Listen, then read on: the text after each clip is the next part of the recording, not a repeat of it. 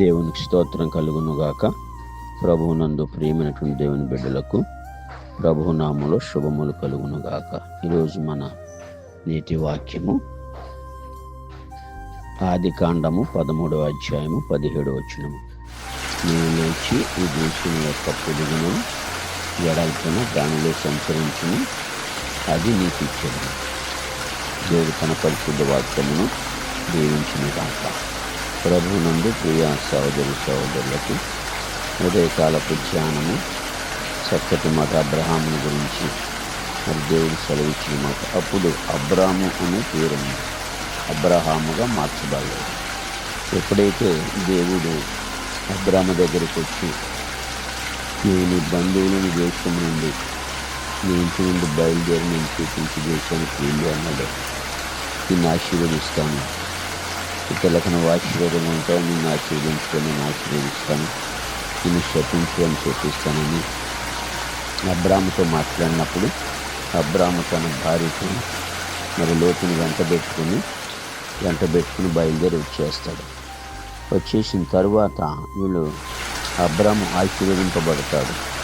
అబ్రాముకి గొర్రెలు మరి 2 బంగారాల పశువులు కలిగి బహు ధనవంతుడై ఉన్నటువంటి దేవుని మాట విన్న తర్వాత దేవుడు ఆశీర్వదించాడు.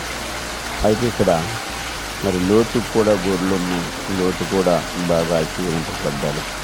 అయితే లోతు కాపర్లకి అబ్రాము కాపర్లకి మరి కలహం వచ్చేస్తుంది. కాబట్టి అబ్రాము అన్నాడు లోతుని పిలిచి, మరి ఈ దేశమంతా నీ ఎదుటుంది కదా, మరి దయచేసి నన్ను విడిచి వేరుగా ఉండి నువ్వు ఎడమ తట్టుకెళ్తే నేను కుడి తట్టుకెళ్తాను, నువ్వు కుడి తట్టుకెళ్తే ఎడమ తట్టుకెళ్తాను అన్నప్పుడు అక్కడ నెగెబులో ఉన్నటువంటి అబ్రాము ఈ విధంగా లోతుతో మాట్లాడతాడు.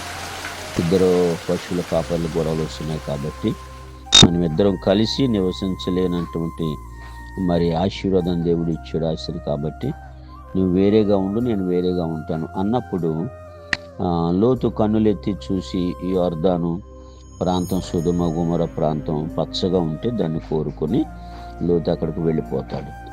అయితే ఏం చేస్తాడంటే అబ్రాము ఏం చేస్తాడంటే కనానులో నివసించాను. 12వ వచనం ఆదికాండం 13 కనానులో నివసించాను.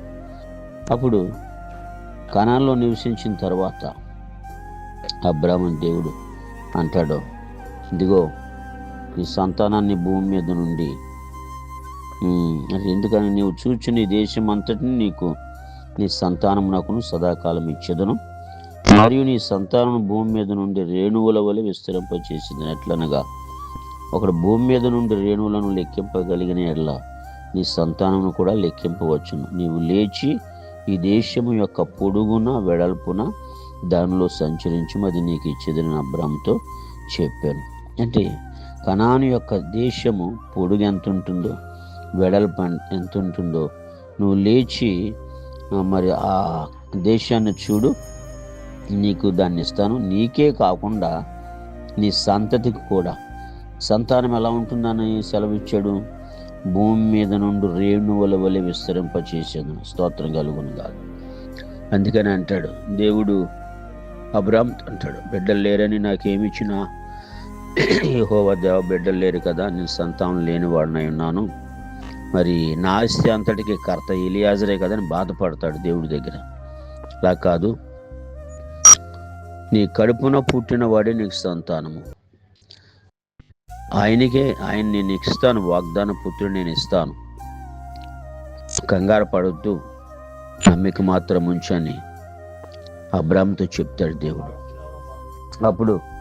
అప్పుడు చెప్పినప్పుడు అలాగే అబ్రాము దేవుని మాట విని నమ్మాడు.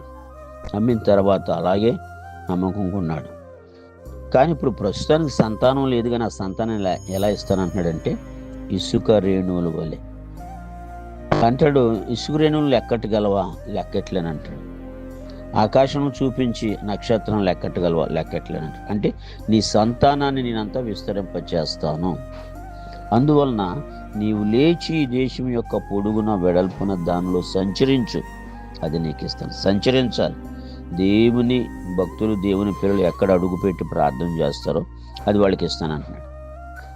కాబట్టి ఇంత ఆశీర్వాదం, ఇంత భాగ్యం ఎవరికి ఇచ్చాడు దేవుడు? కాబట్టి ఈ రోజున ఆ వాగ్దాన సంతానం ఎవరు అంటే ఇస్సాకు అని చెప్తాం శారీరకంగా. ఆ వాగ్దాన పుత్రుడే మన ప్రభు అయినటువంటి యేసుక్రీస్తు ప్రభు వారు. ఆ ప్రభువు ద్వారా అబ్రహాముకి ఇచ్చినటువంటి వాగ్దానాన్ని బట్టి ఆ సంతానం దేవుని పిల్లల ప్రపంచము నిండా ఇసుక రేణువుల్లాగా ఇలాగా అబ్రహాం యొక్క సంతానాన్ని మరి మన ముస్లిం సహోదరులను కూడా విస్తరింపచేశాడు.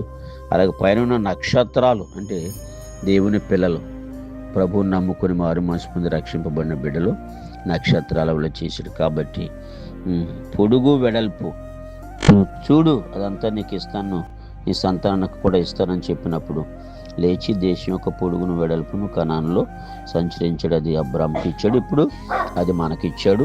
రేపు రొద్దుట మనం మరి దేవుని పిల్లలుగా రేపు స్వాధీనపరుచుకొని పోయి ఆ దేశాన్ని కూడా దేవుడు మనకి ఇచ్చాడు. అట్టి కృప దేవుడు మనందరికీ దయచేయునుగాక.